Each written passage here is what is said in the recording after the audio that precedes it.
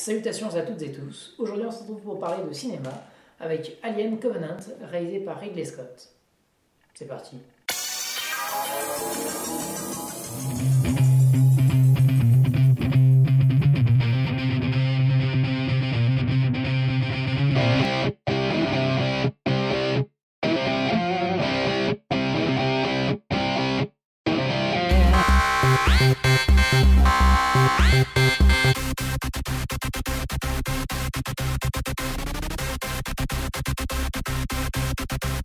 Pour faire un petit retour rapide sur la saga Alien, puisqu'il y a déjà eu 7 films, tout cela avait démarré avec Alien, le 8e passager, déjà réalisé par Ridley Scott. Ça a été suivi, réalisé par le très grand James Cameron, Aliens, le retour, où là c'est un film beaucoup plus centré sur l'action, avec non plus un alien effrayant, mais plein d'aliens avec une reine et tout, qui n'empêchait pas d'éléments très intimistes et intéressants comme avec la petite fille. Donc on poursuivait plutôt bien avec la saga. Malheureusement, troisième film en trébuche, pourtant réalisé par le géant Fincher. Mais voilà, c'était un huis clos pas très intéressant. On passe d'animatroniques, ces espèces de robots qui sont articulés comme ça, pilotés à distance. Donc c'était quelque chose de en chair et en os, parce qu'à l'époque, les effets spéciaux, c'était pas ça. Et il l'a prouvé avec Alien 3, puisque on passe en numérique. Enfin, pas numérique, puisque c'est du film tourné en pellicule, mais effets spéciaux numériques. Et c'est complètement raté, c'est hideux. Déjà que l'histoire n'est pas passionnante, il se passe rien, la mythologie n'évolue pas. Mais en plus, le film se repose sur des acteurs assez mauvais. On a une Sigourney Weaver qui a été emblématique des 4 premiers Aliens, crâne rasé, qui est l'ombre d'elle-même. Et voilà, ce n'est pas très intéressant. On va vite zapper dessus. Et ensuite, s'en est suivi un espèce d'ovni dans la saga Alien, si on peut appeler ça un ovni, puisqu'il y a quand même eu Alien vs Predator et Alien vs Predator Requiem, des films de série qui ne méritent même pas d'être considérés comme appartenant à la saga Alien. Mais donc on a eu Alien 4, La Résurrection, réalisé par Jean-Pierre Jeunet, celui qui a fait Amélie Poulain. What? Eh oui. Et mine de rien, c'est un film qui se vaut. Voilà, c'est correct, honnête. Film d'action horrifique, pas super intéressant, qui ne fait pas évoluer la mythologie.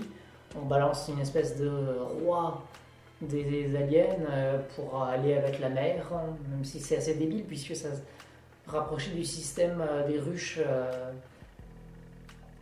des abeilles avec la mère qui pond des œufs. Il n'y a pas besoin de mâle qui féconde, c'est débile. Mais voilà, bon, pourquoi pas, on lui accorde, hein, ok. Il y avait des scènes avec l'eau qui monte et des trucs comme ça. D'accord, Alien 4, je t'autorise à exister. J'irai pas te cracher dessus. Contrairement à d'autres films. C'est alors qu'en 2012, il s'est passé quelque chose d'assez exceptionnel, puisque Ridley Scott, réalisateur du premier Alien, le 8e passager, revenait à la barre avec un film de science-fiction plus ou moins original, mais qui était en fait un préquel caché d'Alien, totalement assumé bien sûr, mais qui essayait de la jouer fourbe, en mode je vous surprends. Et ça marchait très très bien, puisque Prometheus reprenait l'une des grandes théories de l'humanité, avec la construction des pyramides qui ont été faites par les extraterrestres, la théorie des ingénieurs. C'est d'ailleurs comme ça qu'on va appeler les extraterrestres les ingénieurs. Puisque dans le tout premier Alien, qui n'a jamais été repris derrière, on découvrait un vaisseau spatial extraterrestre dans lequel se trouvait un xénomorphe, puisque pour rappel, le xénomorphe n'est pas l'alien, mais bien l'ingénieur qui se trouvait dans le vaisseau où on a trouvé les tout premiers œufs aliens, dans le tout premier film. Donc d'où sortait ce xénomorphe? Eh bien c'est là dont parle le film. Ce serait apparemment un ingénieur qui aurait créé l'humanité, comme ça. Comme nous, l'humanité, on a créé des robots, les aliens ont créé l'humanité. C'est une théorie qui est assez populaire, qui n'a aucune véracité scientifique, c'est impossible à prouver, mais avec le langage des Sumériens et certains faits assez troublants de notre histoire, que ce soit l'Égypte, ou certains faits complètement inquiétants, qui vous retournent le cerveau à l'image du film tiré d'histoire vraie, attention, c'est pour ça qu'il vous retourne d'autant plus le cerveau, Phénomènes paranormaux, ou en VO The Fourth Kind, avec Mila Jovovich, qui est un film terrifiant, probablement le plus terrifiant de tous les films que j'ai pu voir de ma vie. C'est dire à quel point il m'a marqué. Donc la théorie des ingénieurs était une théorie puissante et le film avait un impact visuel monstrueux avec une 3D très réussite. Des plans, genre quand on arrive sur la planète avec le vaisseau qui arrive comme ça, les dômes qui apparaissent au loin, Prometheus c'était une claque monumentale. On arrive, on parle de terraformation, c'est plein de théories scientifiques qui reposent sur du concret. C'était monstrueux. On avait les espèces de petites boules comme ça qui passaient, qui faisaient un scan et on se rendait compte que les sphères avaient la même conception architecturale que les pyramides, ce qui recoupe la théorie des ingénieurs. C'était brillantissime. Donc, degré zéro au niveau de la subjectivité, j'étais comme un fou qui avait des étoiles plein les yeux. C'était le film de science-fiction de la décennie, nom de Zeus. Donc, je n'ai pas tellement fait gaffe au truc du genre...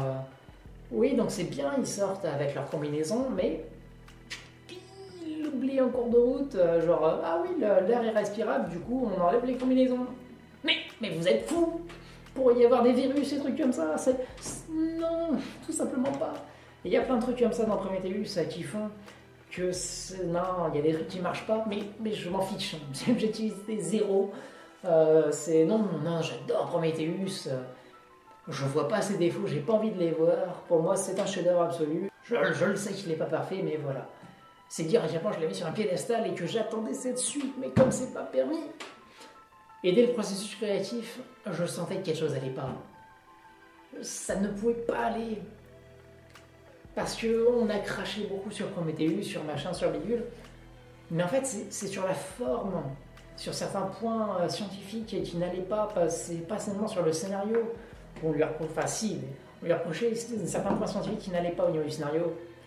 Mais pas le scénario, la trame de fond sur les ingénieurs. Ça, c'était excellent, tout le monde. Enfin, pas tout le monde, mais on était nombreux à s'accorder pour dire que c'était vraiment énorme. Il y avait une hype monstrueuse. À la fin de Prometheus, on a annoncé qu'on allait aller sur la planète des ingénieurs. Dans le vaisseau qu'ils trouvaient, il y avait les coordonnées de la planète. Ils y allaient. Ça allait être la rencontre la plus grande rencontre de l'histoire de la science-fiction au cinéma. J'ai pas peur de le dire, non. Mais oui. C'est une attente de fou furieux. Alors là, c'était en 2012.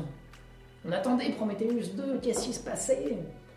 Et il y a Neil Blomkamp qui arrivait avec son chapitre en 2014 et qui, dès 2014, avait balancé des concept art sur un Alien 5 qui s'annonçait énorme. J'ai été à fond dessus, je me disais, oui, vas-y, Neil Blomkamp, j'adore tes films, même Elysium, ça passe. J'ai une confiance absolue en Neil Blomkamp, vas-y, fais ton Alien 5.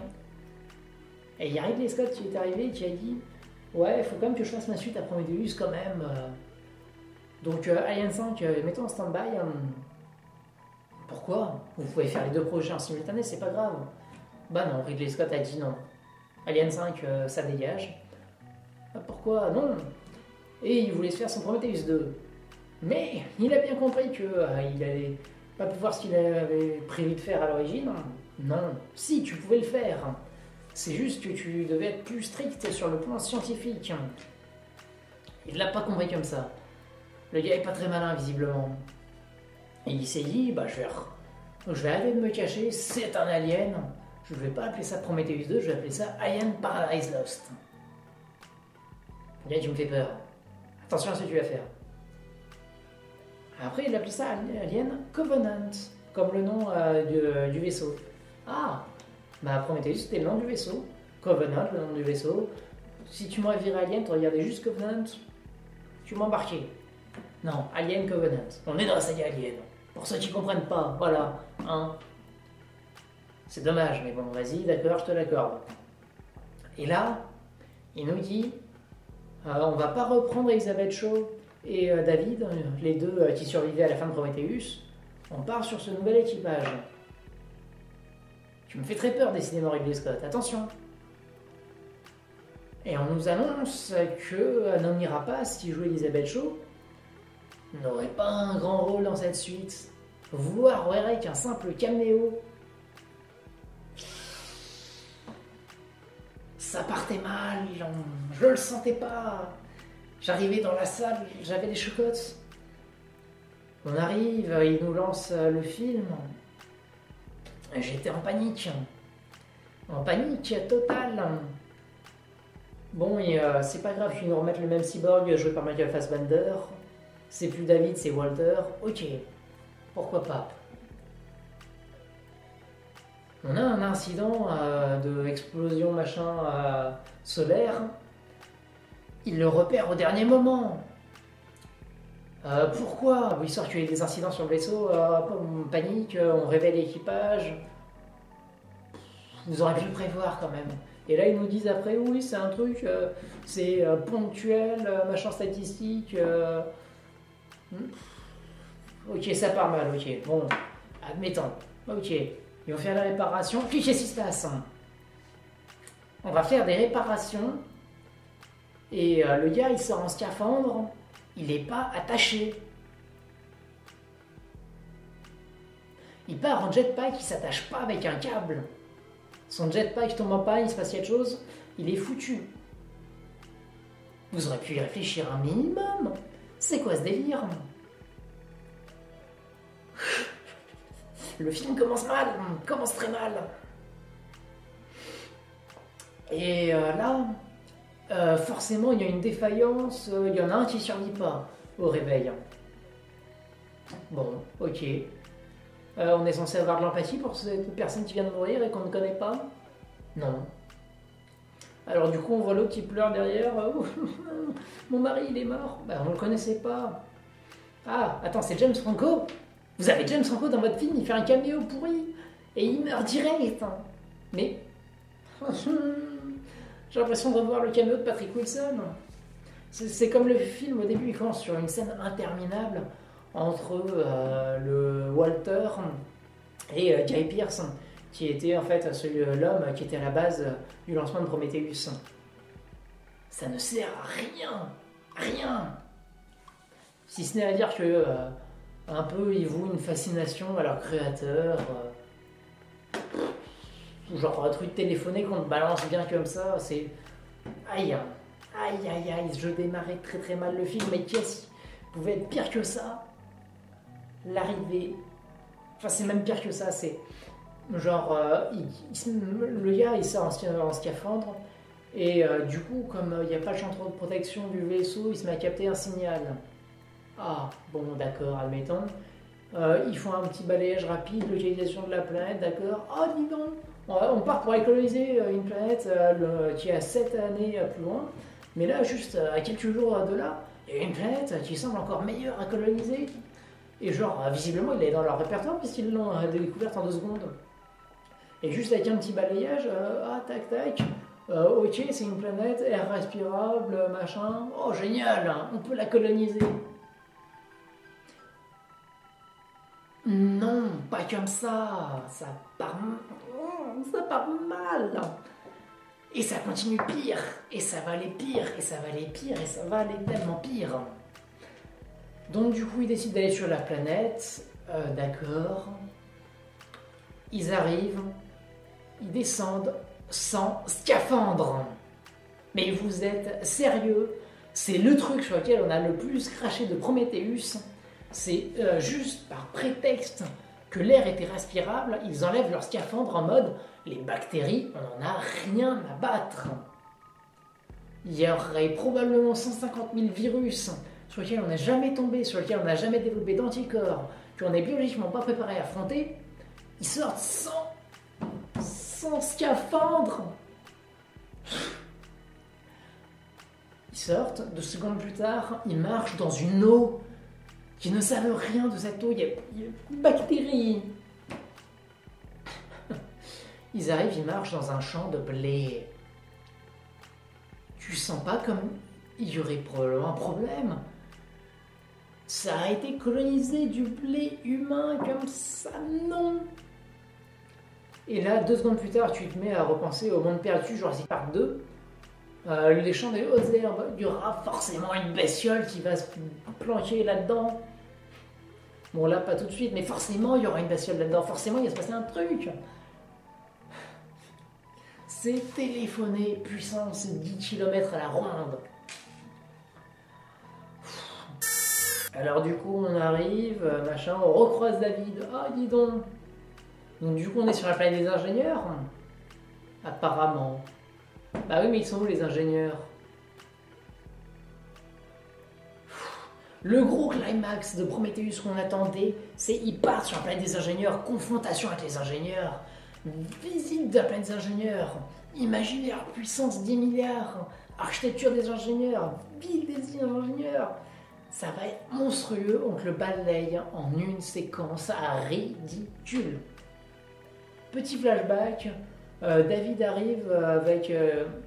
non, même pas, avec Elisabeth Shaw, elle est déjà morte. L'héroïne, vous nous la faites mourir dans l'entre-deux films, dans l'indifférence la plus... Non, passe pas comme ça. Pas, non. Et donc il balance les aliens sur la place des ingénieurs. C'est pliant de deux. Le climax de la trilogie Prometheus, que vous vendez depuis le début, plié en une séquence pourrie. Où on n'a même pas un beau plan des ingénieurs, on ne ressent même pas la grandeur, la puissance, la dangerosité des ingénieurs qu'on voit dans Prometheus. C'est plat. La réalisation de ce film est plate à outrance. Et je ne comprends pas pourquoi Prometheus était en 3D, pourquoi Covenant n'est pas en 3D, déjà. On a des problèmes de réalisation d'emblée. Rien ne va dans ce film. Alors du coup on arrive, on voit David, il nous raconte un peu son histoire en mode machin oui.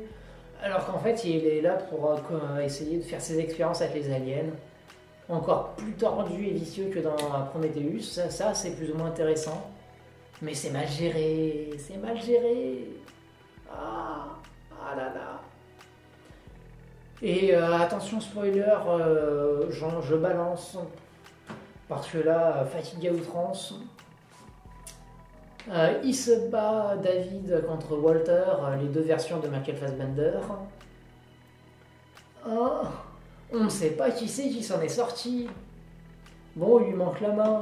Du coup, ça doit être Walter. En plus, il porte les vêtements de Walter. Ça ne pourrait être que Walter. Bien évidemment.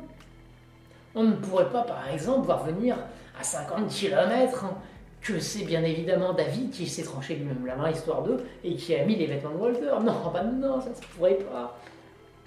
Et du coup, il y a un malin blessé qui s'est pris le machin avec le Buster Chest, qui va bien évidemment arriver. Alors, on va venir. C'est pas possible de le voir venir à ce point-là. Donc du coup, il rebalance dans le vaisseau unité centrale. Mais celui qu'on pense qui va venir à 10 km à la ronde de David, qui est censé être Walter, en fait, il les aide à se débarrasser de la créature. Ah.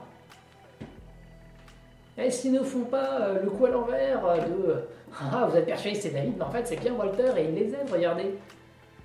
Et puis en fait non, bah non c'est bien David, et puis il les balance en cryogénisation, on part sur la planète, et pendant ça je vais mettre un alien dans tous les 2000 futurs colons.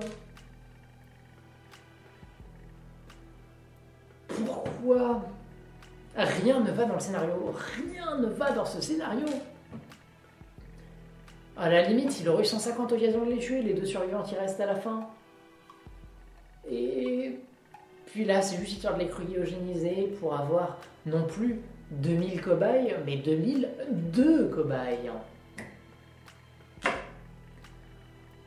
Par X, je parie qu'ils vont nous sortir un truc complètement débile dans le prochain Alien, du genre... Parce que oui, il y a déjà une suite à Covenant de prévu. Ils vont nous sortir, regardez, il y a un programme dans la cryogénisation machin, formatage et disque dur, ils vont tout oublier. Pourquoi faire? Pourquoi? Non. Donc ok d'accord, niveau crédibilité scientifique 0, le scénario 0. Que reste-t-il du visuel? Pas non.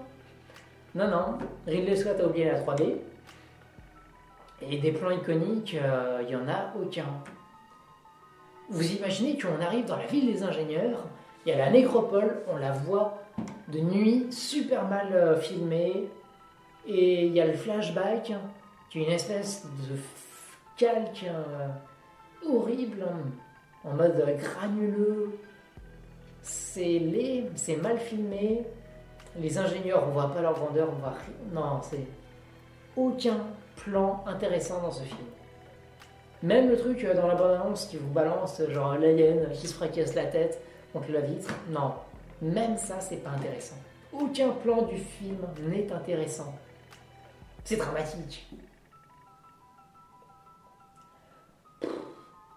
Bon, bah, je vais abréger parce que sinon je vais passer 2 heures à cracher sur ce film. Donc, vous l'aurez compris, scénario, science-fiction, même visuel, rien à sauver dans ce film. Même pas jeu d'acteur. 2 Fassbender pour le prix d'un. Ça me rappelle Assassin's Creed qui était l'une des pires bouses de l'année. Enfin voilà, donc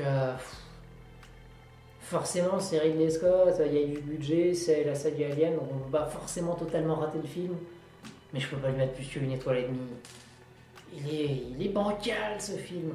Même sa place au sein de l'univers Alien ne va pas. C'est le seul film et ils le referont pas après, donc à quoi sert de le montrer là? Il marche sur des œufs, ça fait une espèce de poudre métallique qui va s'infiltrer dans leur organisme et qui va leur créer un alien à l'intérieur. Parce que là, c'est plus le poster chest du truc qui vous colle à la figure, qui vous fait pondre un truc et qui après sort de la poitrine. Là, c'est un truc qui vous sort du dos par inhalation ou simplement la poudre qui vient se déposer dans l'oreille et machin. Non! Si vous ne le faites pas après, pourquoi vous le faites là? Non! Ce n'est pas logique. Ce film n'a aucune logique. Il faut que j'arrête d'en parler parce que je vais passer 2 heures à le critiquer. Et au bout d'un moment, ça va être lassant de voir quelqu'un s'énerver sur ce film. Parce qu'il y a vraiment matière à s'énerver. Surtout quand c'est quelqu'un comme moi qui adule à ce point Prometheus, qui attendait à ce point la suite, et 5 ans plus tard, il nous bâcle ce qu'on attendait avec tant de ferveur en une séquence de flashback nulle, juste pour nous repondre en espèce d'alien lambda au possible, et non. Bon bah voilà, je vais m'arrêter pour ce film. C'était beaucoup trop long, beaucoup trop long. Allez voir des films au cinéma, pas celui-là, non, pas celui-là. Faut clairement envoyer un message à Ridley Scott, tu t'es planté dans tes intentions. Fallait pas faire ce film. Ton Prometheus 2 que t'avais dans la tête, je suppose qu'il était 1000 fois meilleur. Tu t'es laissé influencer par des trucs débiles, ça ne va pas. Voilà. Allez, vous pouvez me suivre sur Facebook, Twitter, mon site internet, Instagram, blablabla. Abonnez-vous à la chaîne si ce n'est pas encore fait. Lâchez un pouce vert si vous êtes complètement d'accord avec le fait que ce Alien Covenant est un ratage monstrueux. Ou si simplement vous aimez ma façon de présenter les choses, pourquoi pas. Et lâchez un petit commentaire. Allez, salutations, à la prochaine les gens.